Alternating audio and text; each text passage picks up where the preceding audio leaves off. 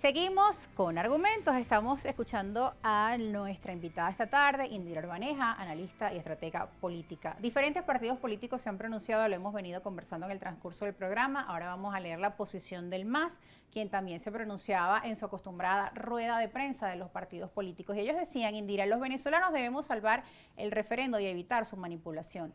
Decían que si bien es importante una consulta como esta, hay que tomar en cuenta que debe haber un resultado favorable donde el ganador sea Venezuela en letras mayúsculas, y que también han visto que ha sido tomado por algunos sectores como una campaña, quizá por parte del gobierno nacional, como una campaña nacionalista o para probar cómo se encuentra también su militancia. Dicen, insistimos a que la convocatoria del referendo no puede ser objeto de ninguna manipulación por parte del gobierno, aunque sectores oficialistas decidieron convocar la consulta como una manera de recuperar espacios políticos, ¿no? Llamando todo el tema del eslogan por la patria, y quienes no estén son los antipatria. De aquí, de cara a todo esto, el 2024. Mira, aquí me toca hablar de como estratega. La oposición, toda en su conjunto, exceptuando algunas figuras, sigue sin entender y sin saber jugarle al gobierno. No puede ser excusa que yo diga, no es que el gobierno se va a apropiar la narrativa y va a querer capitalizar políticamente el referéndum del 3 de diciembre. Está bien, pero no te quedes hablando de lo que el gobierno va a hacer o puede hacer, porque además, aquí, ojo, estoy hablando como estratega político, el gobierno para defender el poder siempre va a utilizar todas las cartas que sean posibles en el juego. La gente tiene que entender que esto es una especie de tablero de ajedrez donde por un lado juega la oposición, por el otro juega el gobierno. El gobierno va a mover las piezas, va a hacer las jugadas que sean necesarias dentro de su estrategia. La pregunta que yo le hago entonces al MAS y a todos los partidos de oposición que se quedan en la cantaleta es que el gobierno va a capitalizar el referéndum, es que el gobierno está liderando la campaña del referéndum. Bueno, pero entonces, ¿por qué tú no haces tu campaña? ¿Por qué tú no te apropias de la narrativa? ¿Y por qué tú no vas y le juegas en la misma cancha al gobierno? Eso es lo que yo he definido como algo que se llama infantilismo político. Es como, para traducirle a nuestra audiencia, el Chavo del Ocho, acúsalo con tu mamá, Kiko, acúsalo con tu mamá. Entonces, un sector de oposición se queda acusando siempre al gobierno de lo que va a hacer o de lo que puede hacer, pero no toma acciones. Entonces me quedo llorando. Es que el gobierno va a capitalizar políticamente el referéndum. Bueno, pero entonces capitalízalo tú. Sal tú, vete a las escuelas, informarle a los niños qué es el tema del referéndum, colócate en los semáforos y plantea tú tu campaña del referéndum y plantea tú tu campaña de la defensa del Esequibo. Entonces se quedan todo el tiempo como llorando por lo que hace el gobierno, pero no toman acciones. Eso es un error sistemático de la oposición venezolana. Se molestan cuando lo digo, pero si de verdad me escucharan, entendería que no los estoy atacando, sino que más bien los estoy tratando de ayudar a que corrijan su estrategia. Por ejemplo, este era el momento para que la señora Machado se apoderara de la narrativa. ¿Cómo tú explicas que una señora que históricamente venía defendiendo el Esequibo y la necesidad de recuperar de ratificar nuestra pertenencia, nuestra soberanía sobre el Esequibo, entonces ahora solamente por soberbia política, por llevarle la contraria al gobierno, ella es capaz de contradecir sus propios principios y plegarse a la estrategia de la ExxonMobil, de la OEA, de los factores externos, para ratificar ella misma, está ratificando con esa acción que ella pareciera ser la candidata o la representante de intereses externos y no del pueblo venezolano.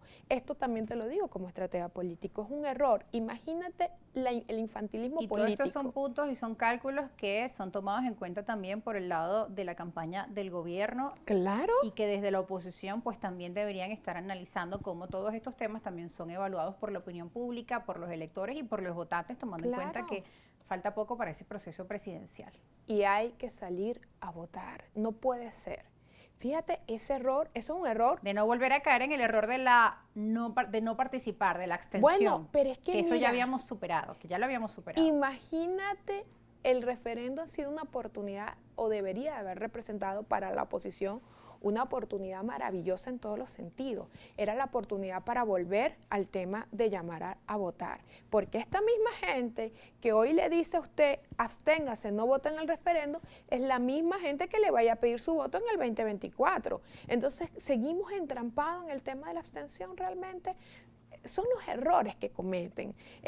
Volvemos al tema de la señora Machado. O sea, ¿cómo tú me explicas que una persona que antes defendió la soberanía del Esequibo, hoy simplemente por soberbia política, por llevarle la contraria al gobierno, entonces toma una posición contraria? Esas son cosas que son errores. Y los que mensajes quedan ahí en el historial de sus cuentas en redes sociales y sus participaciones. Todo queda. De hecho, el proyecto del Estado Guayana Esequiba fue parte de una iniciativa también de diputados opositores en la Asamblea del 2015. Correcto, pero ellos están demostrando, todos los que hoy, que antes defendieron el Esequibo, pero hoy se oponen, porque quien tomó la iniciativa fue el gobierno nacional.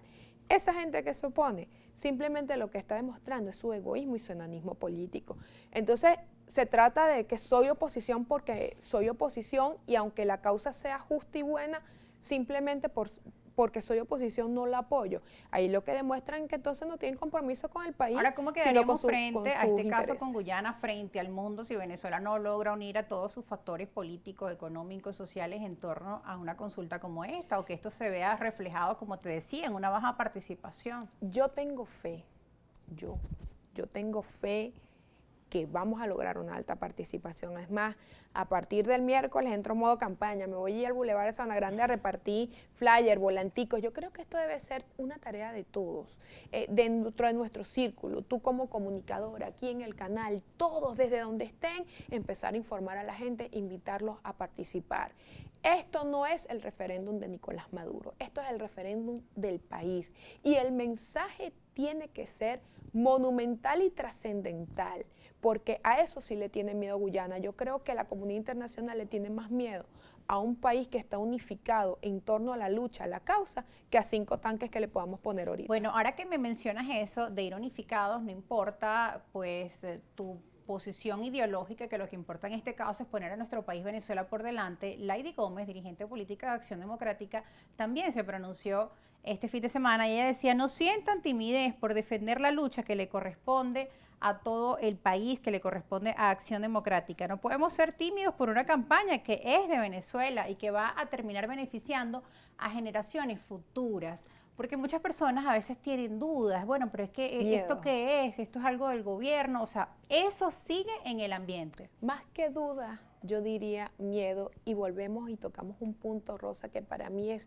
fundamental en este momento. Hay sectores, hay líderes políticos y también hay personalidades que le tienen miedo a las redes sociales. Lamentablemente, las redes sociales se han apoderado de la agenda político-social de algunos sectores.